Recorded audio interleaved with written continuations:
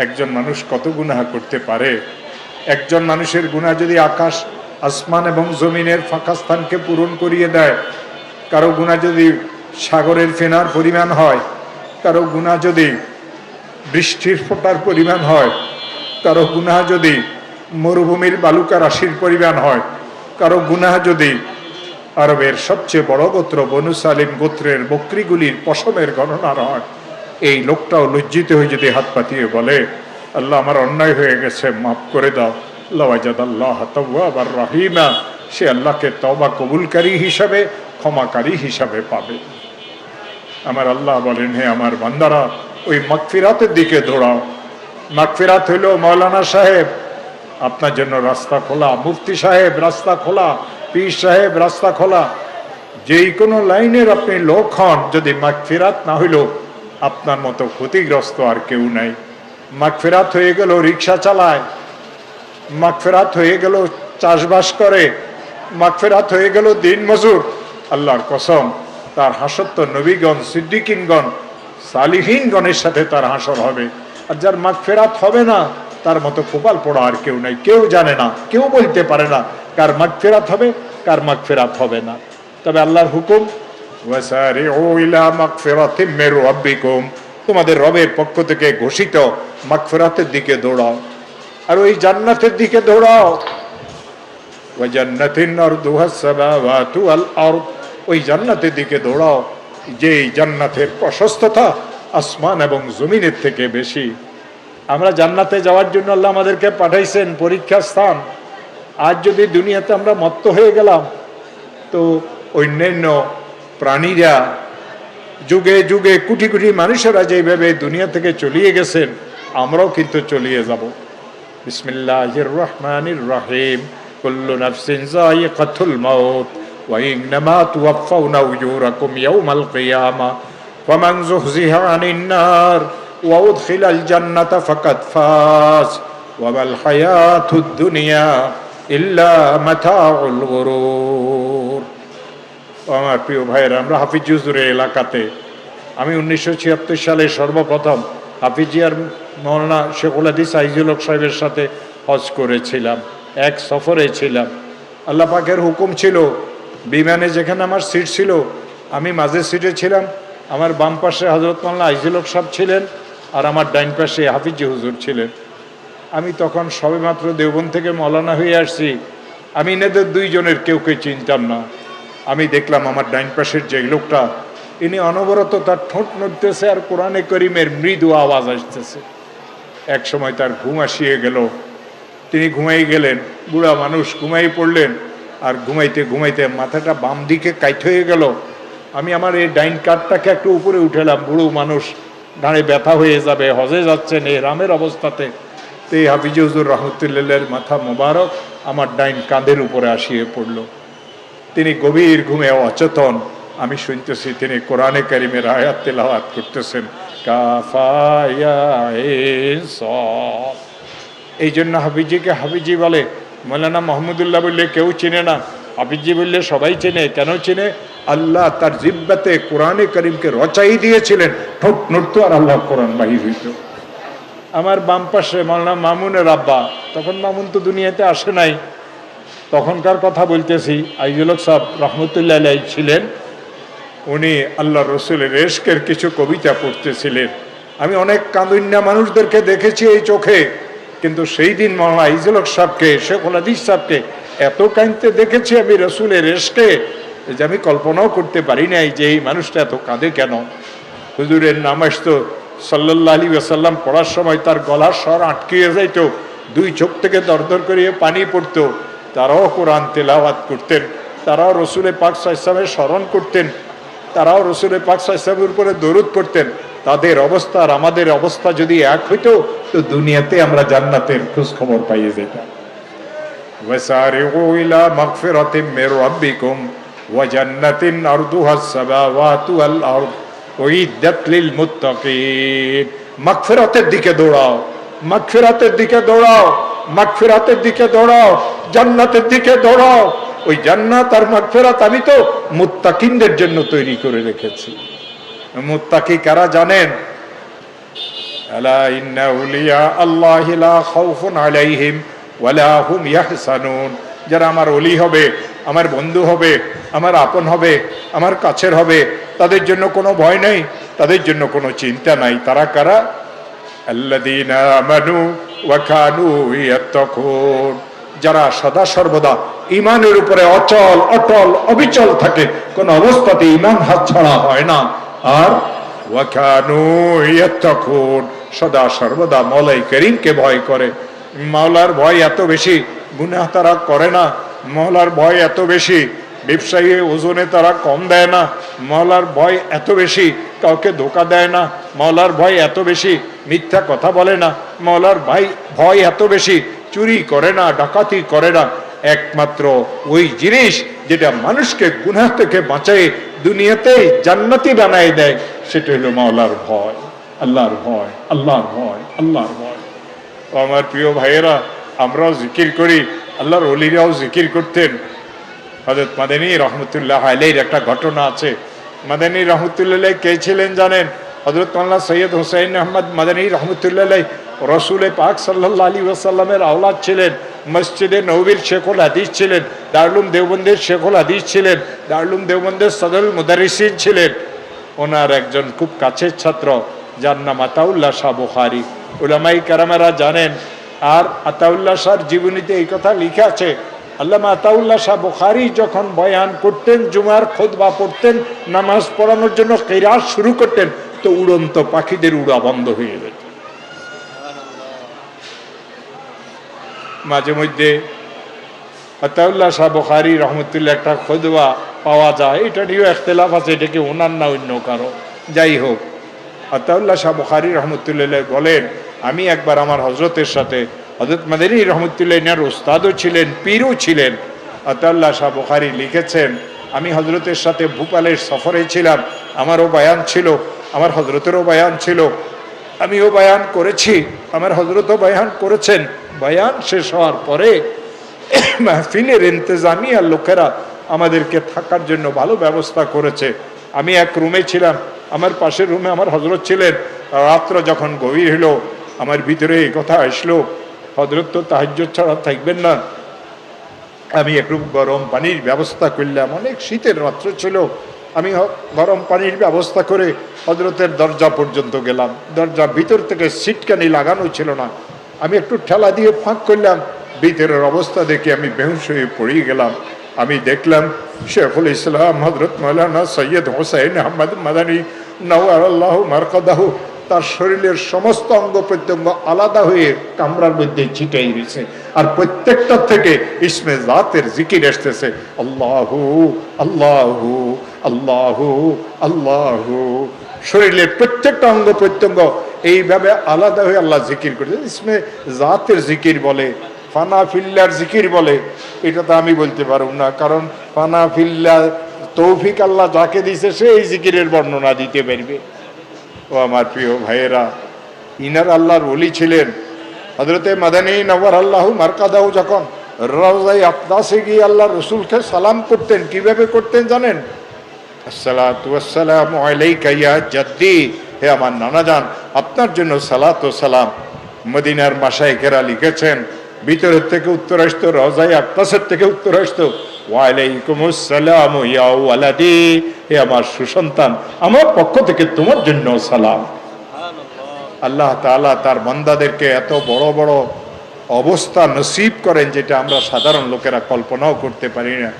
আমাদের জন্য আল্লাহ পরিষ্কারভাবে বলেন, বিসমিল্লাহির রহমানির রহিম, ওয়াসারিউ ইলা মাগফিরাতিম মির রাব্বিকুম, তোমাদের রবের পক্ষ থেকে ঘোষিত, তোমাদের রবের পক্ষ থেকে তোমাদের জন্য বন্টনকৃত মাগফিরাতের দিকে দৌড়াও। ওয়াসারিউ ইলা মাগফিরাতিম মির রাব্বিকুম ওয়া জান্নাতিন আরদুহাস সামাওয়াতু ওয়াল আরদ। ও আমার প্রিয় ভাইয়েরা, দুনিয়া থেকে বড় লোক হইলো কি হইলো, দুনিয়া থেকেও গরিব হইলো কি হইলো, দুনিয়া থেকেও এমপি হইলো কি হইলো, দুনিয়া থেকেও রিক্সাওয়ালা হইলো কি হইলো, এমপি যেই মন্ত্রী সেই। ও আমার প্রিয় ভাইরা, দেশের প্রধান যায়, সাধারণ একজন গরিব লোকও সেই। প্রকৃত সেই তো ভাগ্যবান যাকে আল্লাহ মাফ করে দিবেন, প্রকৃত সেই ভাগ্যবান আল্লাহ তাআলা যাকে জান্নাত দান করবেন। কিয়ামতের ময়দান যখন কায়েম হবে, আল্লাহ তাআলা একটা ঘোষণা দিবেন, সারা পৃথিবীর মানুষ সেখানে থাকবে। মওলাই করিম ঘোষণা দিবেন, লিমানিল মুলকুল ইয়াউম লিল্লাহিল ওয়াহিদিল কাহ্হার। আজকের ক্ষমতা কার জন্য? দুনিয়ার বড় বড় ক্ষমতাবানদের ইতিহাস আমরা জানি, কারুনের কথা আমরা জানি, ফিরাউনের কথা আমরা জানি, নমরুদের কথা আমরা জানি, আবু জেহেলের কথা জানি। বর্তমান যুগেরও অনেক ক্ষমতাশীল লোকদের ইতিহাস আমাদের চোখের সামনে আছে। ও আমার প্রিয় ভাইয়েরা, যেই ক্ষমতার জন্য মানুষ প্রাণ পর্যন্ত দিয়ে ফেলে, সেই ক্ষমতাও তো আল্লাহর দেওয়া। যখন তার হুকুম হয় তো লাথি মারা লাগে না, লাথি খাই খাই বাইর। ও আমার প্রিয় ভাইয়েরা, ও আমার প্রিয় ভাইয়েরা, ওয়াসারিউ ইলা মাগফিরাতিম মির রাব্বিকুম। আল্লাহ আয়াতের বিভিন্ন ভাবে কোরআনে কারিমে এই আয়াতকে আমাদেরকে বুঝাইছেন। হাসরের ময়দান কায়েম হবে, আমার আল্লাহ ঘোষণা দিবেন, লিমানিল মুলকুল ইয়াউম। আজকের রাজত্ব কার? আজকের রাজত্ব কার? সমস্ত রাজা বাদশারা চুপ হয়ে যাবে, কারো কোনো কথা চলবে না সেই দিন। জালিমের জুলুম সেই দিন চলবে না, মজলুমের আহাজারিও কেউ সেই দিন শুনবে না। এই আহাজারির ফয়সালা তো আহকামুল হাকিমিন আল্লাহ করবেন। লিমানিল মুলকুল ইয়াউম লিল্লাহিল ওয়াহিদিল কাহ্হার। নিজেই উত্তর দিবেন, আজকে এই ক্ষমতা তো মহাপরাক্রমশালী আল্লাহর জন্য, যিনি এই 7 আসমানকে মাথার উপরে রেখেছেন, 7 জমিনকে পায়ের নিচে রেখেছেন, জান্নাত আর জাহান্নাম যিনি তৈরি করেছেন, মহাপরাক্রমশালী আল্লাহর জন্য আজকে এই জান্নাত। মুহাম্মদুর রাসূলুল্লাহ সাল্লাল্লাহু আলাইহি ওয়াসাল্লাম তখন আরশ আজিমের কাছে আসবেন না। আল্লাহ রসুলের রওজায়ে মোবারকের থেকে উপরের দিকে নূরের একটা সুতুনের মতো থাকবে, জিবরিলে আমিন আসবেন, ও রসুলের রওজায়ে মোবারকের সামনে দাঁড়াবেন, তার এই পর দিয়ে হাতের পাখা দিয়ে আলতোভাবে রসুলের রওজায়ে মোবারকের উপরে একটু আঘাত করবেন, রওজায়ে মোবারক ফাঁক হবে। আল্লাহ রসুল মাথার চুলকে এভাবে ঝাড়তে ঝাড়তে উঠবেন, আর জিবরিলকে দেখে জিজ্ঞাসা করবেন, ও জিবরিল, আমার উম্মতকে দেখি না কেন? হাসরের ময়দান কি কায়েম হয়ে গেল? তো আমার প্রিয় ভাইয়েরা, দুনিয়া তো রসুল এই উম্মতের জন্য কেঁদেছিলেন, মৃত্যুর সময়ও আল্লাহ রসুল এই উম্মতের জন্য কেঁদেছিলেন। হাসরের ময়দানে মাওলার দরবারে যখন হাজিরি দিবেন, তখন রসুল উম্মতি উম্মতি করেছিলেন। কোরআনে কারিমে একটা আয়াত আছে, রসুলের জীবনে কখনো তাহাজ্জুদ কাজা হয় নাই। অর্ধরাত্রি রসুল দাঁড়াই থাকতেন, অর্ধরাত্রির থেকে বেশি সময় রসুল দাঁড়াই থাকতেন, অর্ধরাত্রির থেকে কম সময় রসুল দাঁড়াই থাকতেন। হুকুম হয়েছিল রসুলের প্রতি, ইয়া আইয়ুহাল মুযাম্মিলু কুমিল লাইলা ইল্লা কালিলা নিসফাহু ওয়া বিনকুস মিনহু কালিলা আও জিদ আলাইহি ওয়া রাত্তিলিল কুরআনা তারতিলা ইন্না সানুলকি আলাইকা কাওলান সাকিলা। এই আয়াত নাজিল হওয়ার পরে আল্লাহ রসুল সারা রাত্র দাঁড়াই থাকতেন, সারা রাত্র আল্লাহ রসুল কাঁদতেন। একদিন আল্লাহ রসুল কাঁদতেছিলেন নামাজের মধ্যে, সূরা ফাতিহা মাত্র শেষ হইল, রসুলের জবানে একটা আয়াত আসিয়া গেল, বিসমিল্লাহির রহমানির রহিম, ইন তুআযিবহুম ফাইন্নাহুম ইবাদুক, ইন তুআযিবহুম ফাইন্নাহুম ইবাদুক, ওয়া ইন তাগফির লাহুম ফাইন্নাকা আনতাল আজিজুল হাকীম। ও আমার আল্লাহ, আমার উম্মতদেরকে যদি তুমি আযাব দাও, আমার উম্মতদেরকে যদি তুমি আযাব দাও, তোমার কি লাভ হবে? তারা তো তোমার বান্দা। মুনিবের এই অধিকার আছে, মালিকের এই অধিকার আছে তার চাকরকে, তার গোলামকে সাজা দেওয়ার। আল্লাহ, তুমি তো মুনিব, তুমি তো হাকামুল হাকিমিন, তুমি তো আমার উম্মতকে আযাব দিতে পারো, তবে আযাব দিয়ে তো তোমার কোনো লাভ হবে না। ইন তুআযিবহুম ফাইন্নাহুম ইবাদুক ওয়া ইন তাগফির লাহুম, তুমি যদি আমার উম্মতকে মাফ করে দাও কতই না ভালো হবে। ফাইন্নাকা আনতাল আজিজুল হাকিম, তুমি তো আজিজ, তুমি তো হাকিম, আল্লাহ আমার উম্মতকে মাফ করে দাও। সারা রাত্র আল্লাহ রসুল এই আয়াত পড়িয়ে কাঁদলেন। যেই রসুল আমার আপনার জন্য সারা রাত্রও কাঁদলেন, কয়জন মুসলমান আছে আজ রসুলের কথা স্মরণ করিয়ে কাঁদে? রসুলের ইন্তেকাল হচ্ছে। হযরতে আলী কাররামাল্লাহু ওয়াজহু বলেন, রসুলের 2 ঠোঁট মোবারক অস্পষ্ট স্বরে নড়তেছিল। আমি আমার কানকে আল্লাহ রসুলের জুবানি মুবারকের কাছে নিলাম, আমি শুনলাম রসুল 3টা কথা বারবার বলতেছেন, 3টা কথা বারবার বলতেছেন, আসসালাত আসসালাত আসসালাত আসসালাত। ও আমার উম্মতেরা, দুনিয়া থেকে চলে যাচ্ছি, নামাজের আমানত তোমাদের কাছে রেখে যাচ্ছি, যতদিন এই নামাজের পাবন্দি করবে দুনিয়ার কোনো অপশক্তি তোমাদের ক্ষতি করতে পারবে না। আজ এই উম্মত যত বিপদে আছে কেবলমাত্র নামাজের অবহেলার কারণে। আসসালাত আসসালাত। এরপরে আল্লাহ রাসূল সাল্লাল্লাহু আলাইহি ওয়াসাল্লাম বলতেছিলেন, ইত্তাকু ফিল ইবাদ, অধীনস্থদের ব্যাপারে আল্লাহকে ভয় করিও। ও রাজা বাদশারা, ও এমপি মন্ত্রীরা, দেশের লোকজন সম্পর্কে আল্লাহকে ভয় করিও। আল্লাহকে যারা ভয় করে তাদের অবস্থা খারাপ হইতে পারে না। আল্লাহকে যে ভয় করে তাদের অবস্থা সব সময় ভালো হয়। ইত্তাকু ফিল ইবাদ, ইত্তাকু ফিল ইবাদ। একজন ওজনে কম দেয়, সেই কথা মনে করে আমি তো বড় মারাত্মক অন্যায় কিছু করি নাই, একটু কম দিছি। আল্লাহ পাক কোরআনে কারিমে তাকে শাসাইতেছেন, বিসমিল্লাহির রহমানির রহিম, ওয়াইলুল লিল মুতাফফিফিন আল্লাযীনা ইযা তালু আলান নাসি ইস্তাওফুন ওয়া ইযা কালুহুম আও ওয়াসানুহুম ইউকসিরুন। মুতাফফিফ শব্দের অর্থ হক নষ্টকারী। যারা হক নষ্টকারী, যারা হক নষ্টকারী, যারা হক নষ্টকারী তাদের জন্য আমি ওয়াইল দোজখকে প্রস্তুত রেখেছি। ওয়াইলুল লিল মুতাফফিফিন, তারা কারা? আল্লাযীনা ইযা তালু আলান নাসি ইস্তাওফুন, যখন মানুষদের থেকে নেয় তো পুরা নেয়। ওয়া ইযা কালুহুম আও ওয়াসানুহুম ইউকসিরুন, যখন মানুষদেরকে দেয় তো কম দেয়। কাপড় মাপে স্টিলের গজ একটু টানি মেপলে 3 ইঞ্চি কম দিল। 3 ইঞ্চির কারণে ওই লোকটার পকেট, ওই লোকটার জামার হাতা ছোট হয় না, কিন্তু এই 3 ইঞ্চি কম দিয়া এই যে লোকটা কম দিল সে তার ঠিকানা ওয়াইল দোজখকে বানাই দিল। ওয়াইলুল লিল মুতাফফিফিন আল্লাযীনা ইযা কালু আলান নাসি ইস্তাওফুন ওয়া ইযা কালুহুম আও ওয়াসানুহুম ইউকসিরুন। আজ এই দুনিয়াতে জালিমও আছে, মজলুমও আছে। কিয়ামতের ময়দানে জালিম এবং মজলুম উপস্থিত হবে। মজলুম আসিয়ে বলবে, আল্লাহ তোমার এই বান্দা আমার উপরে অনেক জুলুম করেছে।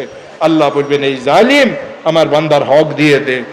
এই জালিম লোকটা যেটা বলবো এটা আল্লাহর কোরআনে আছে, ইয়া লাইতাহা কানাতিল কাযিয়া মা আগনা আন্নী মালিয়া আলাকা আন্নী সুলতানিয়া খুযুহু ফাগুল্লুহু সুম্মাল জাহিমা সাল্লুহু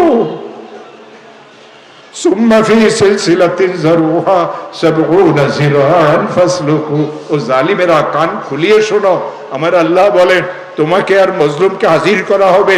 আর মজলুমের হক যখন তুমি দিতে পারবে না, আর তুমি যখন কাঁদিয়ে কাঁদিয়ে আমার কাছে এই কথা বলবে, ও আমার আল্লাহ আমি জানতাম না এত সূক্ষ্ম বিচার হবে। আল্লাহ তাআলা বলবেন আমার মজলুমের হক দে। বলবে আল্লাহ কোথায় থেকে দেব? আলাকা আন্নী মালিয়া, অনেক ধন সম্পদের মালিক ছিলাম, সব তো দুনিয়াতে রয়ে গেছে, ধ্বংস হয়ে গেছে। মা আগনা আন্নী মালিয়া, আমার মাল সম্পদ আজ কোনো কাজে আসে নাই। ও ধনীরা, এই জাহান্নামে যাওয়ার জন্য মালকে কেন আত্মসাৎ করো? লজ্জা লাগে না? শরম লাগে না? তোমার থেকে ওই চাষা লোকটা, রিকশাওয়ালা কত গুলো ভালো। তোমরা যারা জাতির টাকাকে আত্মসাৎ করিয়ে নিজে নিতে আত্মপ্রসাদ লাভ করো, মনে রাখিও কোরআন আমাদেরকে জানাই দিয়েছে তোমাদের ঠিকানা হবে এই জাহান্নাম। তোমার ভালো লাগলে ভালো, খারাপ লাগলে খারাপ। আমি তো আমার আল্লাহর কথা বলব, চোরের গায়ে কথা বললে আমার অসুবিধাটা কি?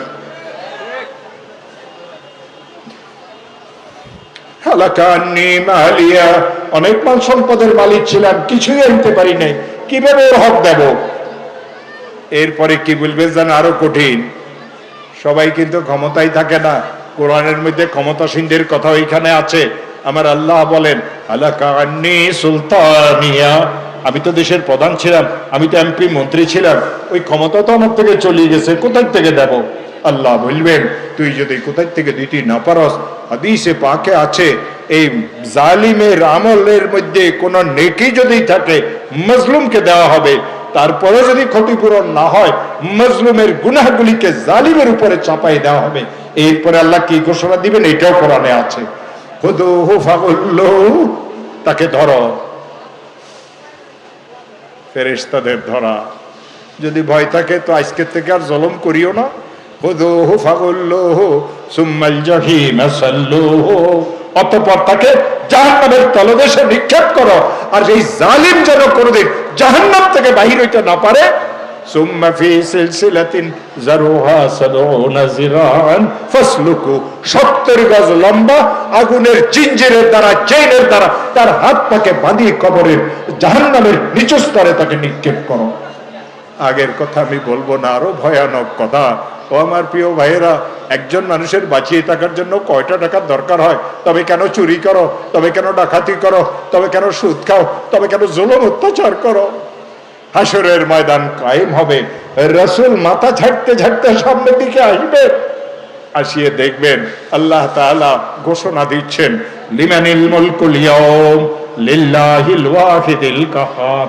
রাসূল কোনো কথা বলবেন না, আসি আরশে আজিমের সামনে, আল্লাহর যে আরশ হবে হাসরের ময়দানে, এই কুরসির সামনে আল্লাহ রাসূল সাল্লাল্লাহু আলাইহি ওয়াসাল্লাম সিজদায় পড়বেন আর বলবেন, ও আমার আল্লাহ, তুমি আমার সাথে একটা ওয়াদা করেছিলে, আমার উম্মতকে তুমি আযাব দিবে না, তুমি তোমার ওই ওয়াদাকে আজকে রক্ষা করো। লম্বা কথা বলার সময় আমার কাছে নাই। রাসূল পাক সাল্লাল্লাহু আলাইহি ওয়াসাল্লামকে আল্লাহ সরাসরি বলবেন, ওয়ারফা রাসাক, ও আমার রাসূল আপনার মাথা মোবারককে উঠান, ওয়াশফা তুশাফা, আপনি আপনার উম্মতের জন্য সুপারিশ করেন, আমি আপনার সুপারিশকে কবুল করব। আমি তো উম্মত হওয়া লাগবে রাসূলের সুপারিশ পাওয়ার জন্য, উম্মত তো না, সুপারিশ কিভাবে পাবো?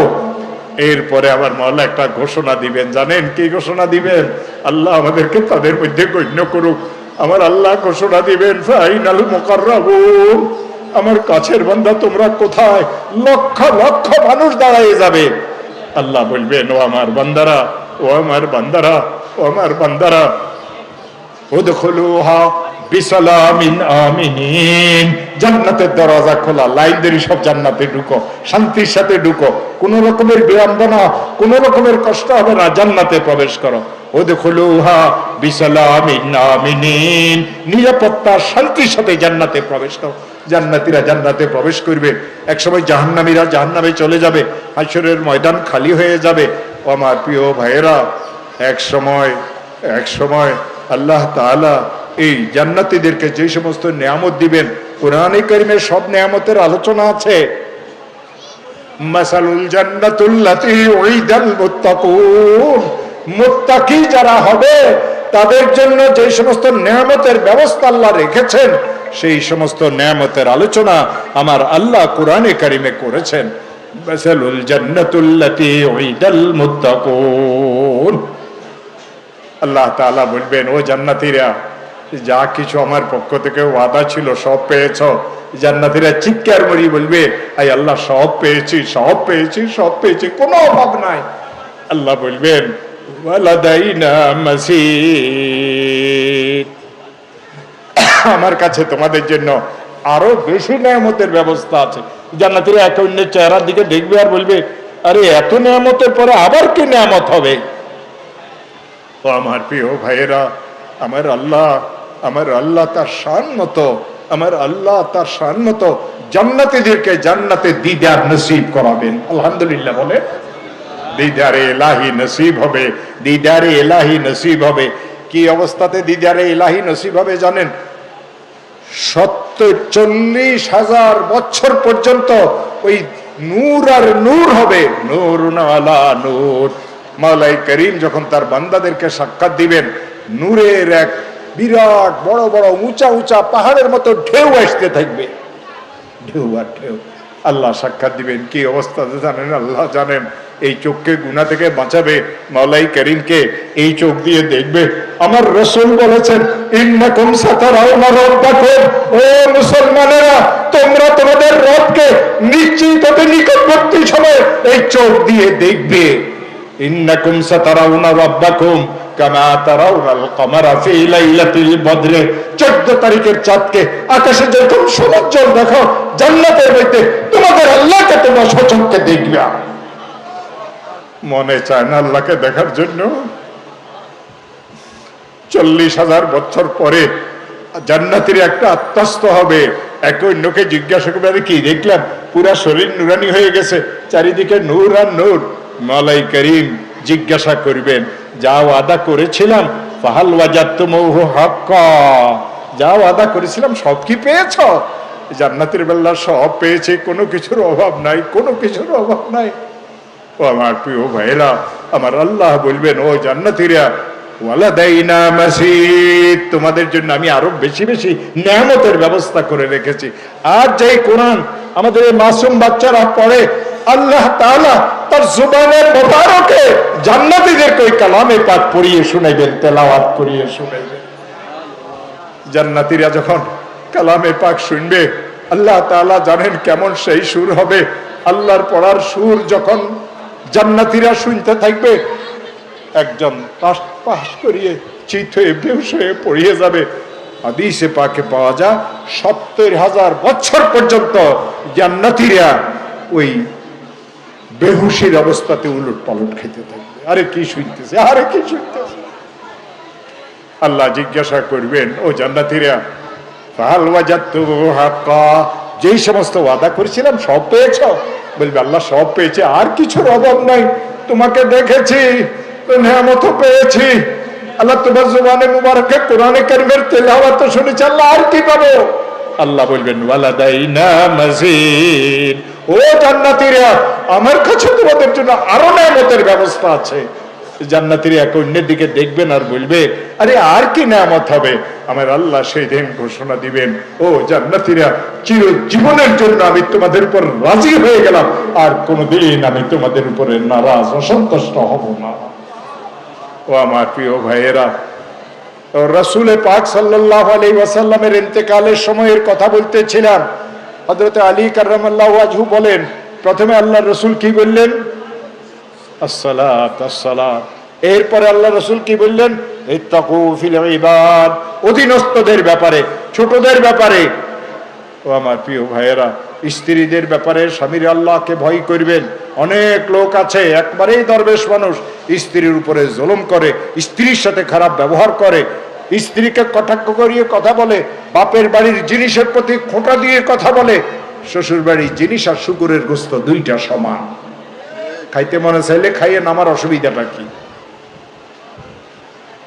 ও আমার প্রিয় ভাইয়েরা, ও আমার প্রিয় ভাইয়েরা, রাসূল পাক সাল্লাল্লাহু আলাইহি ওয়াসাল্লাম বলেছেন, ইত্তাকু ফিল ইবাদ, বান্দাদের ব্যাপারে, অধীনস্থদের ব্যাপারে আল্লাহকে ভয় করবে। আর শেষে বলেছিলেন, উম্মতি উম্মতি উম্মতি উম্মতি, ও আল্লাহ, আমি তো চলে যাচ্ছি দুনিয়া থেকে, আমার উম্মতের কি অবস্থা হবে?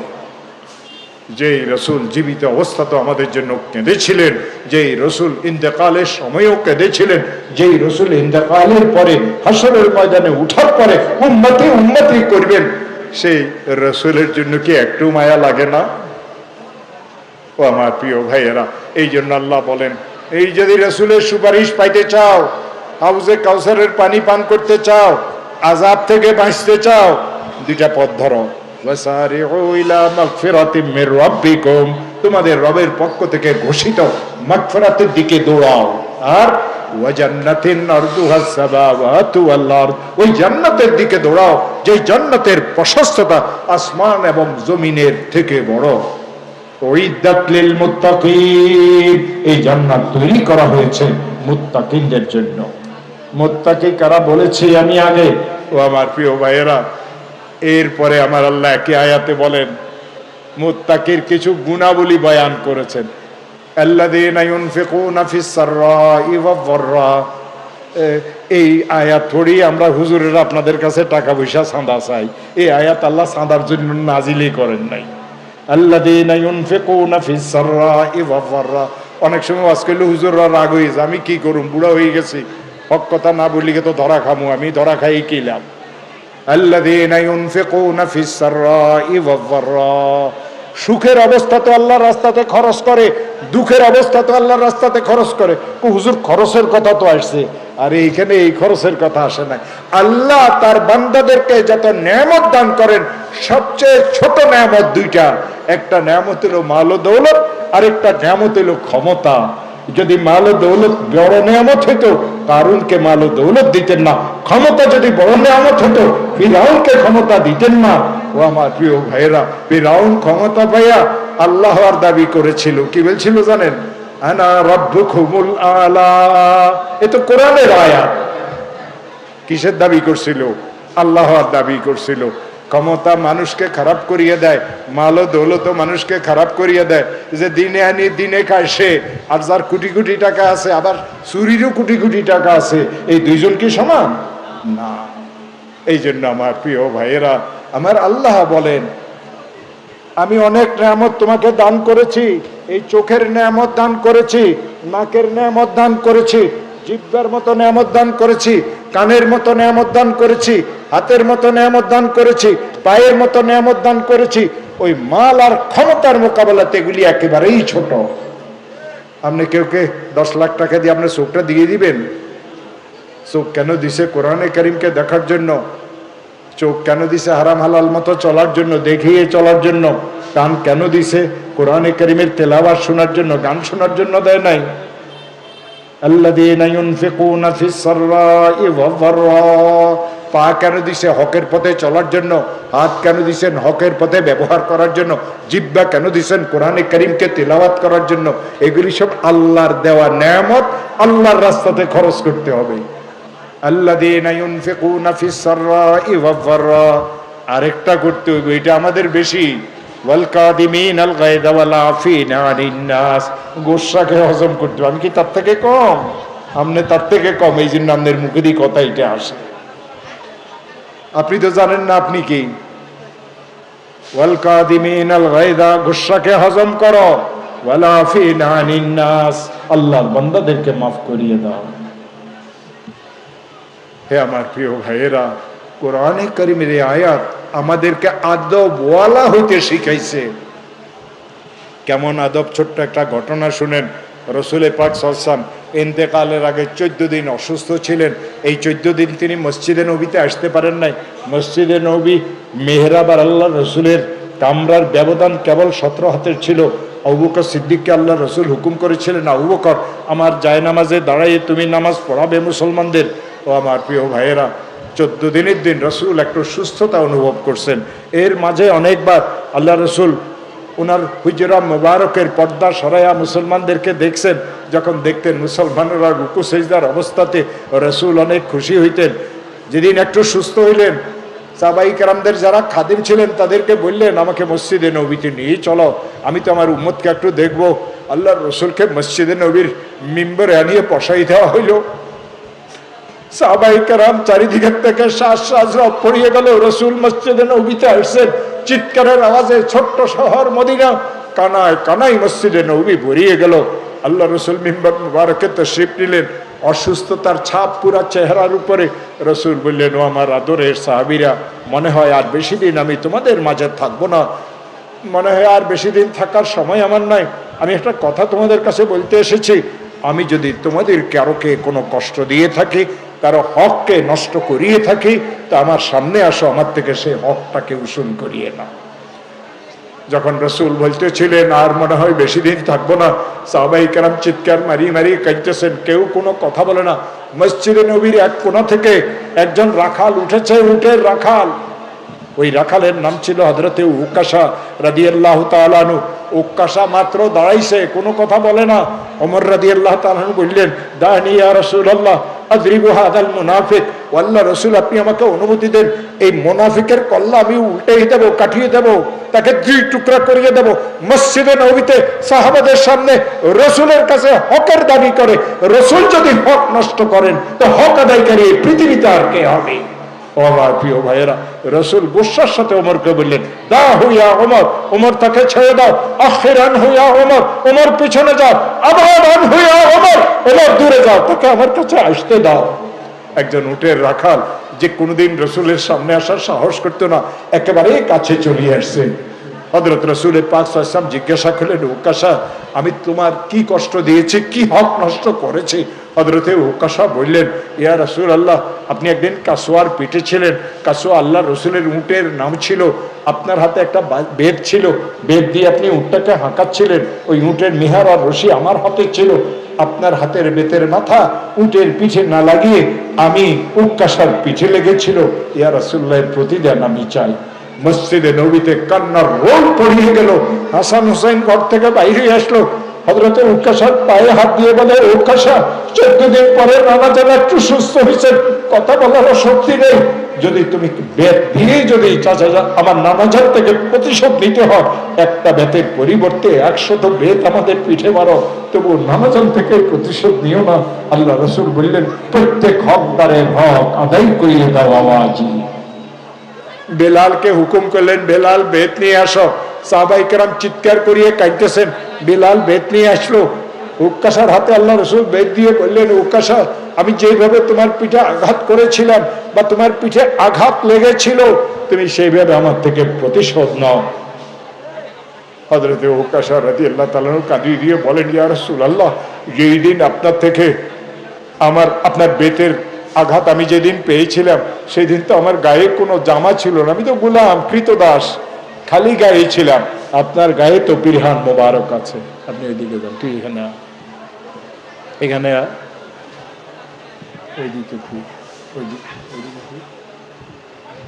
এই কাঁধের থেকে ঠিক 1 বিঘত নিচে, এই কাঁধের থেকে 1 বিঘত নিচে মোহরের নবুয়ত ছিল।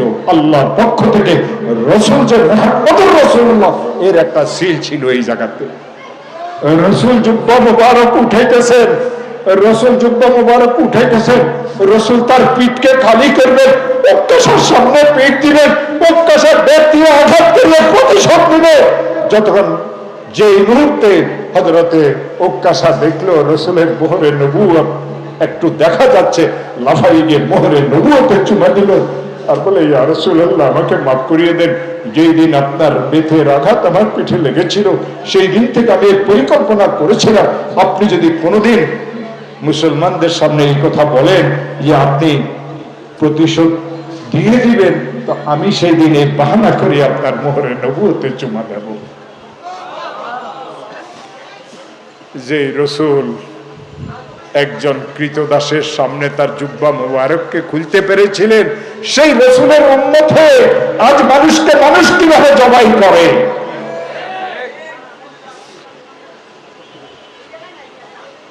ও আমার প্রিয় ভাইয়েরা, রাসূল করিম সাল্লাল্লাহু আলাইহি ওয়াসাল্লামের খানদানের একজন মহিলা ছিলেন, একেবারে গরিব ছিলেন, কোনো পুরুষ তাদের ছিল না, সবাই আল্লাহর রাস্তাতে শহীদ হয়ে গেছেন।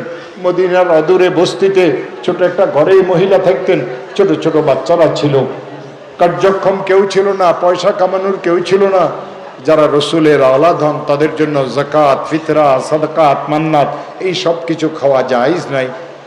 ওনার মহিলার খুব কষ্ট হইতেছিল, মনে মনে এই চিন্তা করেছেন, মুসলমানদের ধনী কোনো দেশে চলে যাবেন, হইতে পারে কোনো ধনী মুসলমান এই বাচ্চাগুলির খাবার দাবারের ব্যবস্থা করবে।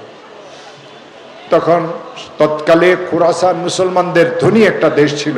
অনেক কষ্ট করিয়ে মহিলা ওই খোরাসান পর্যন্ত পৌঁছছেন। খোরাসানে গিয়ে জানলেন মুসলমানদের একজন বহুত বড় ধনী আছেন, মানুষদেরকে অনেক সহযোগিতা করেন। এই মহিলার ঠিকানা নিয়ে ওই লোকের বাড়ি পর্যন্ত গেল, আর গিয়ে তাকে বলল, আমি তো রসুলের খানদানের লোক, আমার এই কষ্ট, আল্লাহ তোমাকে অনেক দিয়েছে, আমাদের জন্য একটু ব্যবস্থা করিয়ে দিলে আমরা অনেক উপকৃত হব।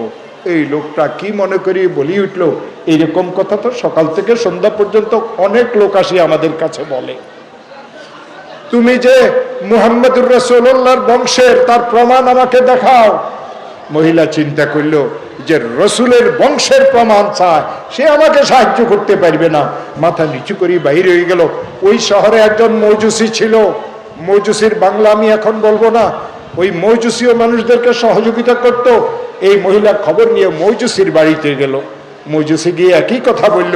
মৌজুসি লোকটা মনে মনে চিন্তা করলো, এই মহিলা যেই কেউ হোক না কেন, সে তো একজন বহুত বড় মানুষের পরিচয় নিয়ে আমার কাছে এসেছে। ওই মৌজুসি বলে, আমার অনেকগুলি ঘর আছে, যে ঘরটা আপনার পছন্দ হয় পর্দা মতো সেই ঘরে থাকেন, যতদিন থাকতে চান ততদিন থাকেন, আমার পক্ষ থেকে 3 বেলার খাবার আপনি এবং আপনার বাচ্চাদের জন্য পৌঁছবে। সেই দিনের সূর্য ডুবিয়ে গেল, মাগরিবের নামাজ হয়ে গেল, ইশারের নামাজ হয়ে গেল, খাওয়া দাওয়া করে শহরের লোকেরা ঘুমাই গেল, ওই ব্যবসায়ী লোকটাও ঘুমাই গেল। ঘুমাইছে মাত্র দেখে নূরের এক বিরাট বালাখানা তার চোখের সামনে। বালাখানার দিকে দেখেই রয়েছে, আরো দেখে ওই বালাখানার সামনে নূরানি চেহারাওয়ালা একজন বয়স্ক লোক, বুড়ো লোক দাঁড়াই রয়েছে। এত নূর তার চেহারাতে, ওই চেহারার দিকে দেখা যায় না। ওই লোকটা আস্তে আস্তে মাথা নিচু করিয়ে নূরানি চেহারাওয়ালা মুরব্বীর সামনে গেল, গিয়ে বলে, এই ঘরটা কার, এই বালাখানাটা কার? ওই নূরানি চেহারাওয়ালা বললেন, এই বালাখানা তো একটা মুমিনের বালাখানা। এই বালাখানাটা একজন মুমিনের বালাখানা। এই বালাখানাটা একজন মুমিনের বালাখানা, মুতিতে আচ্ছাদিত বালাখানা, এটা মুমিনের বালাখানা। এই ব্যবসায়ী লোকটা বলে, আমিও একজন মুমিন, আমাকে একটু ঘরটা দেখার অনুমতি দেন। ওই নূরানি চেহারাওয়ালা বলল, আজকে আসরের নামাজের পরে আমার খানদানের একজন মহিলা তোর কাছে গিয়েছিল, তুই তার কাছে আমার বংশের পরিচয় চেয়েছিলি, আমি তোর কাছে তুই যে মুমিন তার পরিচয় চাই। তুই আগে তোর মুমিন হওয়ার পরিচয় দে, তুই আগে তোর মুমিন হওয়ার পরিচয় দে। চিৎকার মারিয়ে ঘুম থেকে উঠিয়ে গেল। চারিদিকে আপন জনেরা দৌড়ে এসলো। আরে মালিকের কি হইলো? আসি বলে, আমি একটা খুব খারাপ স্বপ্ন দেখেছি, খবর নাও ওই মেহমান মহিলা কোথায় গিয়েছে। কিছুক্ষণের মধ্যে লোকেরা খবর নিয়ে আসলো, ওই মৌজুসির বাড়িতে গিয়ে সে মেহমান হয়েছে। সোনা দানা বস্তা ভরিয়ে নিল, তার বাড়িতে গেল, আওয়াজ দিল, ভিতরে থেকে মৌজুসি লোকটা বাইরে হয়ে আসলো। মৌজুসিকে বলে, যা চাও তা নাও, যেই পরিবার চাও সেই পরিবার নাও, মেহমান আমাকে দিয়ে দাও। মৌজুসি লোকটা বলে, তোকে যে দরবার থেকে ধাক্কা দেওয়া হয়েছে, তোকে যে দরবার থেকে ধুৎকার দেওয়া হয়েছে, ওই মালিক জনাবে মুহাম্মদুর রাসূলুল্লাহ সাল্লাল্লাহু আলাইহি ওয়াসাল্লাম একটু আগে আমার ঘরে তাশরীফ এনেছিলেন। আমার হাতটা একটু নাকের সাথে লাগাই দেখ, রসুলের হাতের সাথে আমি হাত মিলাইছিলাম, কি গ্রাম দেখ।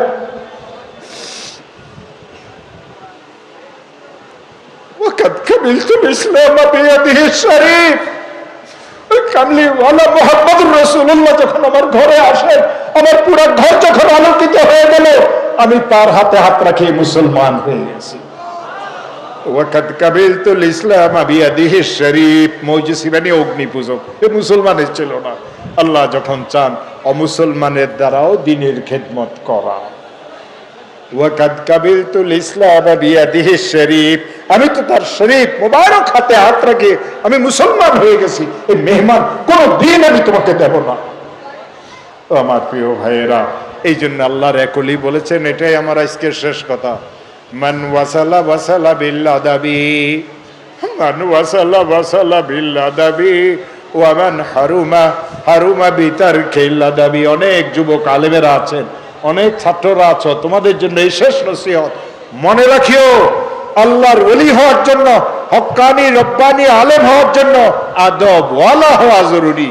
মান ওয়াসালা ওয়াসালা বিল আদাবি, আল্লাহ পর্যন্ত যদি পৌঁছতে চাও, রসুলের বাবরকত চেহারায় মুবারক যদি দেখতে চাও, আদবকে হাত ছাড়া করিও না। আব্বা আম্মার আদব, উস্তাদদের আদব, মুরব্বীদের আদব, এলাকাবাসীর আদব, কিতাবের আদব, হাদিসের আদব, কোরআনে কারীমের আদব, মাদ্রাসার আদব, মসজিদের আদব, এই আদবকে হাত ছাড়া করিও না।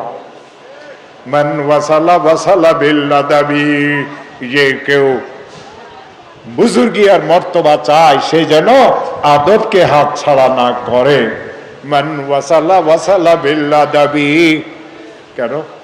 ওয়ামান হারুমা হারুমা বিতারকিল আদাবি, আর যে কেউ মাহরুম হইতে চায়, বঞ্চিত হইতে চায়, কেবলমাত্র বেয়াদব হওয়ার কারণে বঞ্চিত হয়। বেয়াদবকে আল্লাহ পছন্দ করেন না, রসুলও পছন্দ করতেন না, মুসলমানেরও বেয়াদবকে পছন্দ করেন না। অতএব আমার প্রিয় ভাইয়েরা, সবচেয়ে বড় বেয়াদব কে? যে আল্লাহর হুকুম মানে না। তারপরে সবচেয়ে বড় বেয়াদব কে? যে রসুলের কথাকে বিভিন্ন সময় টিটকারিমূলক কথাবার্তা বলে। যারা আল্লাহর বিরুদ্ধে কথাবার্তা বলে, আমি ওদের বিরুদ্ধে ওয়াজ করি না। যারা রসুলের বিরুদ্ধে কথা বলে, আমি ওদের বিরুদ্ধে ওয়াজ করি না। 1400 বছর আগে আমার আল্লাহ তাদের কথা পরিষ্কার ভাবে বলে দিয়েছেন, বিসমিল্লাহির রহমানির রহিম, ওয়ালা তুতি কুল্লা হাল্লাফিম মাহিন হাম্মাজিম মাশাইম বিনামিম মান্নাইন লিল খায়রি মুতাদিন আথিম উতুল্লিন বাদা যালিকা যানিম। শেষ ছোট্ট একটা আয়াতে আমার আল্লাহ বলেন, কোন দেশে, কোন যুগে, কোন গোত্রের, কোন বংশের কোন কুলাঙ্গার যদি আমার রসুলের কোন বদনামি করে, কটূক্তি করে, মনে রাখে ও জারজ সন্তান। আল্লাহ জারজ সন্তান বলছে। কুত্তা রাস্তাতে কি করলো? কুত্তের বিরুদ্ধে ওয়াজ করার ফুরসত আমাদের নাই। শুধু জারজ সন্তান, যা ইচ্ছা তা বলবে। উতুল্লিন বাদা যালিকা যানিম। জানিম শব্দের অর্থ কি? জারজ সন্তান। ও তো বাপে নাই, হালালের বাপ যার নাই, সে রসুলকে যদি গালি দেয় তো তার গালি রসুলের গায়ে লিখবো। রসুল তো এমন নামের মালিক। রসুলের নাম কি জানেন? মুহাম্মাদুন। রসুলের নাম কি? লা ইলাহা ইল্লাল্লাহ মুহাম্মাদুর রাসূলুল্লাহ।